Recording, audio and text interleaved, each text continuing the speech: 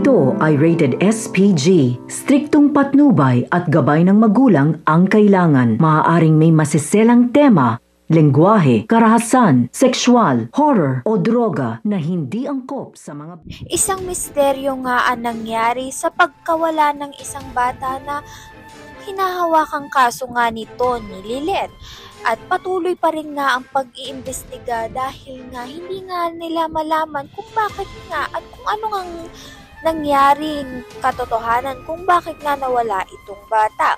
At ito ngang si Lilith ay nagtataka na sa ina nga ng bata dahil na hindi niya na nga pinaniniwalaan kung ano ang mga sinasabi ng ina nito. At sa patuloy nga ng pagkakalap nga ng mga ebidensya laban sa ina ng bata ay matutuklasan nila ni Lilith at ni Kurt ang katotohanan na meron ng ginawang masama at kapabayaan ang ina ng bata. At dahil nga sa natuklasan nilang ebidensya ay mahihirapan nga silang depensahan ang kanilang kliyente. Sa kabilang banda naman nga itong si Attorney Renan ay binalaan nga itong si Patricia na ang anak nga raw nga nito ni Patricia ay masyado ngang nangingialam at kung patuloy pa nga itong mangialam nga sa buhay nito ni Renan ay baka may gawin nga siyang masama dito. Dito nga ay hawak na nga ni Renan itong si Patricia dahil kung ano mang gawin nga ng anak niyang si Trixie ay baka